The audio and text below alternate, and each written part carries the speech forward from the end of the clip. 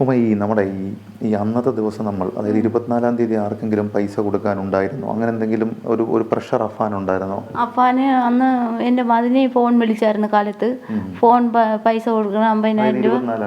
24-ാം തീയതി മതിനെ വിളിച്ചിട്ട് പറഞ്ഞ് കാലത്തെ പൈസ കൊണ്ടുവരണേ മക്കളെ എന്നൊക്കെ വിളിച്ച് പറഞ്ഞായിരുന്നു. അങ്ങനെ അവന് പ്രശ്നമുണ്ടായിരുന്നു. കടം മേടിച്ച പൈസയായിരുന്നു? കടം വാങ്ങിച്ച 2 ലക്ഷം രൂപ വാങ്ങിച്ചതായിരുന്നു. 2 ലക്ഷം രൂപയിൽ 50,000 രൂപ അന്ന് തന്നെ കൊടുക്കണം. അന്ന് തന്നെ കൊടുക്കണമെന്ന് പറഞ്ഞു. അത് കുറെ ദിവസമായി ചോദിക്കുന്നതാണോ? കുറെ ദിവസം കൊണ്ട് ചോദിക്കണമായിരുന്നു. അതായിരുന്നു അന്ന് അഫാന്റെ വലിയൊരു പ്രഷർ. അതും ഈ ഫോൺ ആപ്പിൽ നിന്ന് എടുത്ത പൈസ? അതാണ് പ്രശ്നം. പകരം നമ്മുടെ ഈ ഫോൺ ആപ്പിൽ നിന്ന് എടുത്ത പൈസയും അതുപോലെ ബന്ധുവിന്റെ പൈസ അന്നായിരുന്നു കൊടുക്കേണ്ടിയിരുന്നത്. അന്ന് പിന്നെ ബാങ്കിൽ അടയ്ക്കണമെന്ന് പൈസ അന്ന് 24-ാം തീയതി ബാങ്കിൽ അടയ്ക്കണമായിരുന്നു. 24-ാം തീയതി 3 ഇങ്ങനെ പൈസ അടയ്ക്കണമായിരുന്നു, കൊടുക്കണം. അപ്പം അതിനെന്താ നമ്മൾ വഴി കണ്ട വസ്തു വിൽക്കുക എന്നുള്ളതായിരുന്നോ? വസ്തു വിൽക്കുമായിരുന്നു. വസ്തുവിന് പറഞ്ഞിട്ടുണ്ടായിരുന്നു, ആൾക്കാരുടെ പറഞ്ഞിട്ട് ആരും വന്നില്ല. നമ്മൾ സ്വർണം ചോദിച്ചിരുന്നോ ആരോടെങ്കിലും? സൽമാ ബീവിയോട് വല്ലതും സ്വർണം പണയം വെക്കാൻ വല്ലതും ചോദിച്ചിരുന്നോ? പാങ്ങോട്ടും മാടത്ത് ചോദിച്ചായിരുന്നു. അപ്പൊ എന്താ ഉമ്മ തരില്ലെന്ന് പറഞ്ഞു? ഉമ്മ തരൂല്ല എന്ന് പറഞ്ഞു. അതൊക്കെ അഫാന് പ്രശ്നമായി കാണുമല്ലോ.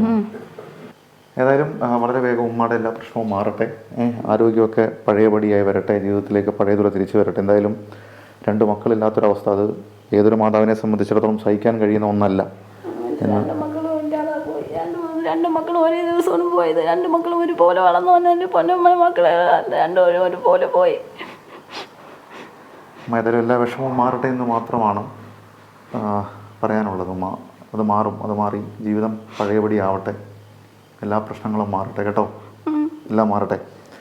ഇപ്പം എന്താണ് അങ്ങനെ ഒരു കൂട്ടക്കൊലപാതകത്തിലേക്ക് നയിച്ചതെന്നുള്ള കാരണങ്ങൾ പല രീതിയിൽ സമൂഹത്തിൽ ചർച്ചയായിരുന്നു. പക്ഷേ അഫാന് മുകളിൽ സാമ്പത്തികമായി വലിയൊരു പ്രഷർ ഉണ്ടായിരുന്നു എന്നുള്ളത് ഉമ്മ തന്നെ പറയുന്നുണ്ട്. അത് ഈ ഫോൺ ആപ്പിൻ്റെ കാര്യം ഇപ്പോൾ പുതുതായിട്ട് വരുന്നൊരു വിവരമാണ്. അതേപോലെ ബാങ്കിൽ നിന്നൊരു പ്രഷർ ഉണ്ടായിരുന്നു.